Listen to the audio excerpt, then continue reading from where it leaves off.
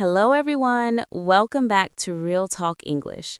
I'm Emily, and oh my gosh, today's topic is something that frustrates literally every English learner I've ever met. Hey everyone, I'm Daniel, and yeah, we're talking about that super annoying moment when you know you learned a word, you studied it, maybe even used it once or twice, but then when you actually need it in a conversation, poof, it's gone, completely vanished from your brain.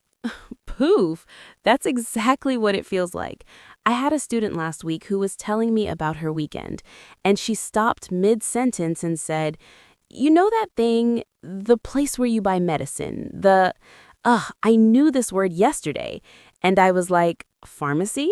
And she was like, "Yes, why can't I remember this when I need it?" That's the million-dollar question, right?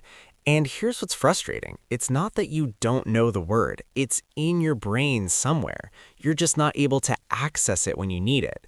It's like having a huge library but no filing system. The book is there, you just can't find it. What a perfect analogy. And this is why today's episode is so important. We're not going to give you another boring list of words to memorize. Instead, we're going to teach you how to remember vocabulary in a way that actually sticks. We're talking about memory techniques that work with your brain, not against it. Exactly, and these techniques are backed by science. Things like spaced repetition, the memory palace method, creating associations, using multiple senses. But don't worry, we'll explain everything in simple terms with practical examples you can use starting today. By the end of this episode, you'll understand why you forget words, you'll have 5 specific techniques to remember them better, and you'll know exactly how to practice so that words stay in your long-term memory instead of disappearing after a week. Plus, we've got our vocabulary breakdown and practice challenges. So grab a notebook if you want to take notes, and let's solve this vocabulary problem once and for all. All right, let's start with the big question. Why do we forget words? Like, what's actually happening in our brains? Okay, so here's the thing. Your brain is designed to forget. I know that sounds weird, but it's true. Your brain is constantly bombarded with information, and if it remembered everything, you'd go crazy. So it has a natural filtering system that says, is this information important? Will I need it again? So, when I learn a new English word and then forget it, my brain is just doing its job? Exactly. Your brain is thinking, okay, she looked at this word once, but she didn't use it, she didn't see it again, she didn't connect it to anything important, so probably not important. Delete. And then it gets filed away in the forget pile.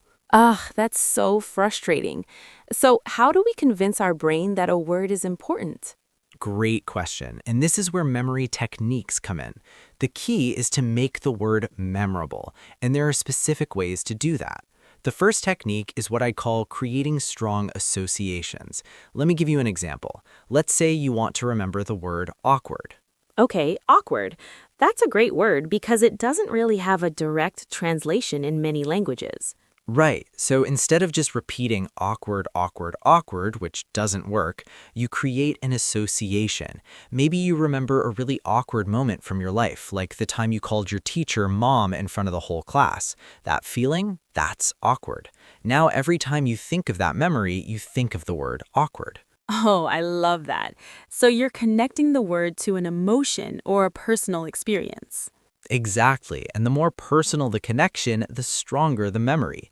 This is why you remember vocabulary from embarrassing situations really well, because they're emotionally charged. That makes so much sense. What's the second technique? The second one is spaced repetition. This is absolutely crucial. Here's the deal. You need to review words at increasing intervals. Don't review them every day for a week and then never again. That doesn't work. So, like, learn it today, review it tomorrow, then what? Exactly. Learn it today, review it tomorrow, then 3 days later, then a week later, then 2 weeks later. Each time you successfully recall the word, you wait a bit longer before reviewing it again.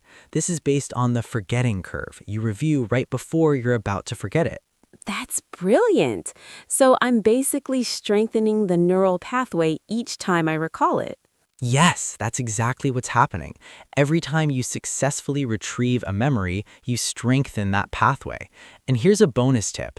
The harder you have to work to remember it, the stronger the memory becomes. So if you struggle for a few seconds to recall the word and then get it, that actually builds a stronger memory than if it came to you instantly. Wait, really?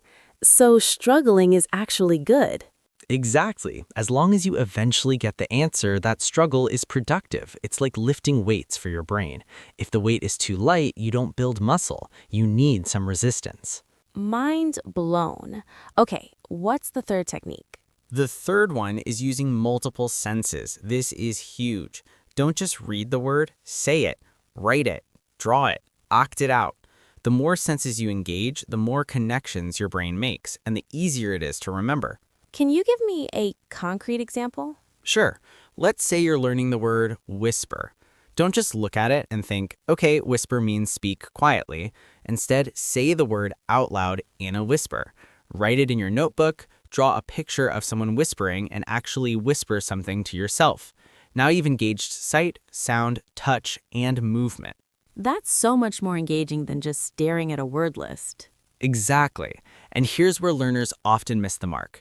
They think more words equals more learning, so they study 100 words in one sitting. But actually, studying 10 words deeply with multiple techniques is way more effective than superficially studying 100. Oh, that's such an important point. Quality over quantity. What's the fourth technique?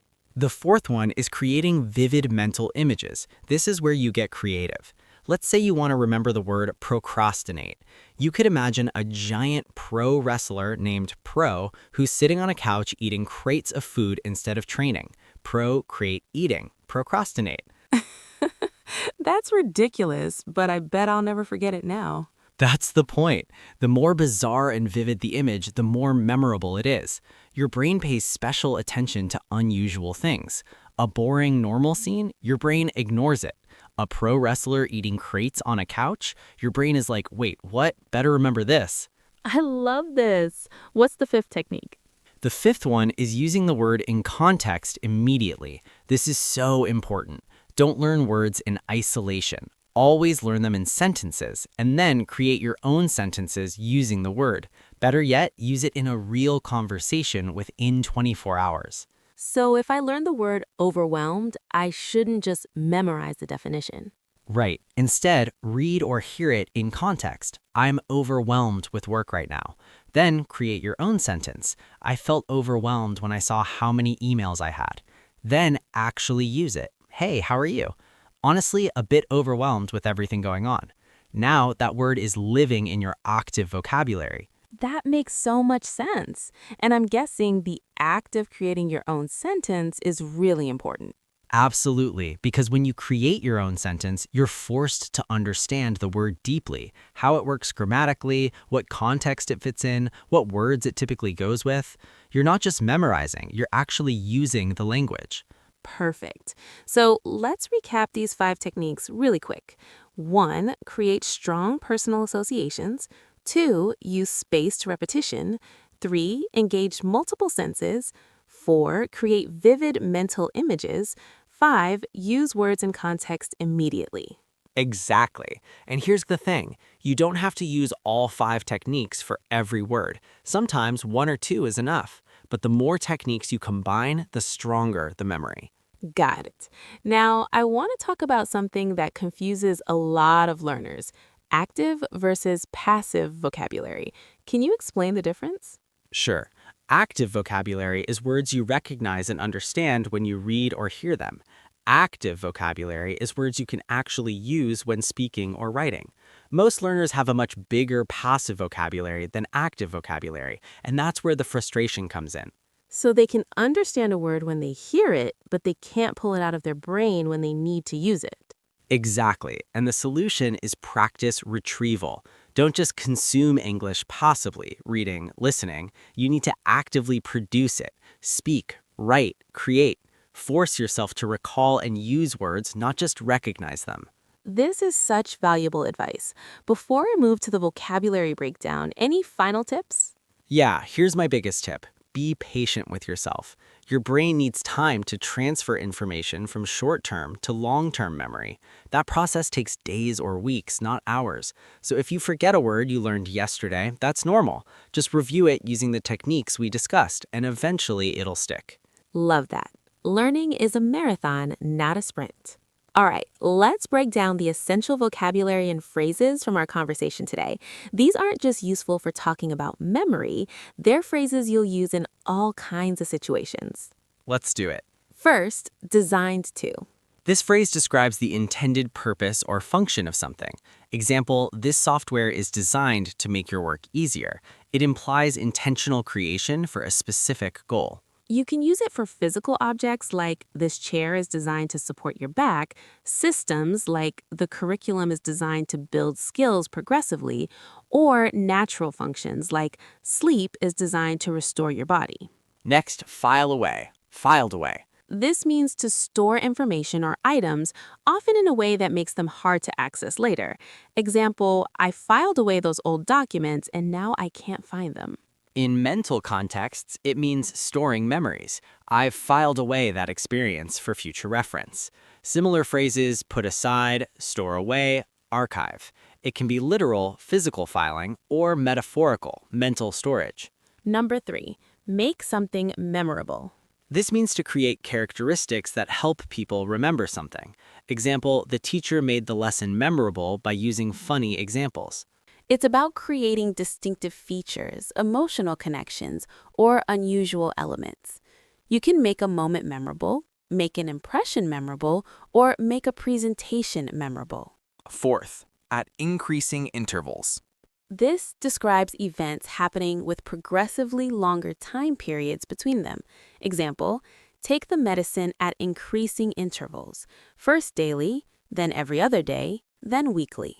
Essential for describing spaced repetition, gradual reduction of frequency, or tapering processes. Also used in finance, savings deposits at increasing intervals, training, workouts at increasing intervals, and many other contexts. Number 5, strengthen the neural pathway. This refers to making brain connections stronger through repeated use. Example, every time you practice piano, you strengthen the neural pathways for those motor skills. While this is a neuroscience term, it's now commonly used in everyday discussion about learning and habit formation. You can also say build neural connections, reinforce brain patterns, or simply train your brain. Sixth, miss the mark. This idiom means to fail to achieve an intended goal or to misunderstand something. Example, the movie tried to be funny but really missed the mark. From archery, failing to hit the target. Similar expressions, miss the point, fall short, be off target, not quite hit it, can be used for communication, your comment missed the mark, attempts, that joke missed the mark, or goals, we missed the mark on sales this quarter. Number 7, in isolation. This means alone, separated from context or related elements. Example, don't judge his behavior in isolation, consider the stress he was under. Very important in analytical context. In isolation often suggests incomplete understanding because context is missing. Opposite, in context, as part of the whole, considering everything. Eighth, where something comes in. This phrase identifies the source, reason, or relevance of something. Example, I'm terrible at technology. That's where my kids come in. They help me with everything. Structure, that's where noun or action comes in, or this is where noun or action comes in, shows causation, introduction of a solution, or point of relevance. Very common in explanations and presentations. Number 9, quality over quantity. This principle states that excellence in fewer things is better than mediocrity in many.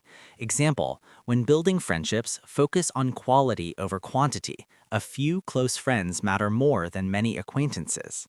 It's advice about prioritizing depth over breadth, thoroughness over volume. Applies to work, produce fewer but better products, learning, master fewer topics well, time management, and many other areas. 10th, active versus passive. In language learning, passive means understanding without producing. Active means being able to use something. Example, my passive understanding of Spanish is good. I can follow conversations, but my active speaking ability is limited. Beyond language, passive means receiving without acting, passive income, passive observation, while active means engaged participation, active involvement, active role. The distinction appears in many fields: investing, learning, participation, voice, grammar, etc. Number 11, retrieval practice. This is the act of pulling information from memory rather than just reviewing it. Example, instead of rereading your notes, use retrieval practice. Close the book and try to recall the information. This is a key learning technique. Testing yourself, flashcards, explaining to others, all are forms of retrieval practice, more effective than passive review because it strengthens memory pathways. And finally, be patient with yourself. This is advice to show yourself compassion and allow time for growth. Example, learning to code is hard. Be patient with yourself. You're making progress even when it doesn't feel like it. Essential phrase for self-encouragement during difficult processes. Related, give yourself grace. Be kind to yourself. Don't rush yourself. Combines acknowledgement of difficulty with compassionate support. Remember, these phrases are useful beyond just talking about memory and learning. They'll help you sound more natural in conversations about growth, challenges, work, and personal development. Okay, everyone, time for your practice challenges. These are specifically designed to help you implement the memory techniques we discussed today. Challenge number 1, the 5-word deep dive. Pick just 5 English words you've been struggling to remember. For each word, spend 5 minutes applying multiple techniques. Create a personal association or memory. Make a vivid mental image. Write 3 original sentences using the word. Say it out loud 10 times and draw a simple picture representing it. Yes, deep learning of 5 words is better than superficial learning of 50. Really invest in these 5 words over the next 3 days. Challenge number 2, set up a spaced repetition system. You can use an app like Anki or just create a simple system in your phone's reminders. For those 5 words, set reminders to review them tomorrow, in 3 days, in 1 week, in 2 weeks. Each time, try to recall the word before looking at the answer. Challenge number 3, the active use challenge. Within the next 48 hours, use at least 3 of your 5 words in real conversations or writing. Text a friend, post on social media, write in your journal, have a conversation with a language partner, whatever works. The point is to move the words from passive to active vocabulary. And here's a bonus challenge. Create a vivid memory for 1 word. Pick a word that's been particularly hard to remember and create the most bizarre, ridiculous, vivid mental image you can to remember it. Make it funny, weird, or even a little embarrassing, whatever makes it unforgettable. Share your creation with a study buddy. The key is actually doing these exercises, not just listening and thinking, oh, that's nice. Pause the podcast right now if you need to, and at least choose your 5 words. Write them down. Set up your first reminder. Take action. Remember, these techniques work, but only if you actually use them. Your brain is ready to remember. You just need to give it the right tools. That's it for today's episode. Let's recap the main points. Your brain is designed to forget information it thinks isn't important, so you need to convince it that English vocabulary is important by using specific memory techniques. We covered 5 powerful techniques: creating strong personal associations, using spaced repetition, engaging multiple senses, making vivid mental images, and using words in context immediately. You don't need to use all 5 every time, but the more you combine, the better. We also talked about the difference between passive and active vocabulary and why retrieval practice, actually recalling words rather than just reviewing them, is so crucial for transferring words into long-term memory. The bottom line? Stop trying to memorize hundreds of words superficially. Instead, learn fewer words deeply using these science-backed techniques, and be patient with yourself. Memory formation takes time. If this episode helped you, leave us a comment telling us what's one English word you keep forgetting. Let's help each other create memorable associations for our tricky words. And next week, we're covering something equally important: how to stop making the same grammar mistakes over and over again. We'll share the exact process to identify your pattern errors and fix them permanently. Thanks for listening to Real Talk English. Remember, you're not bad at remembering. You just needed the right techniques. Now you have them. Bye, everyone.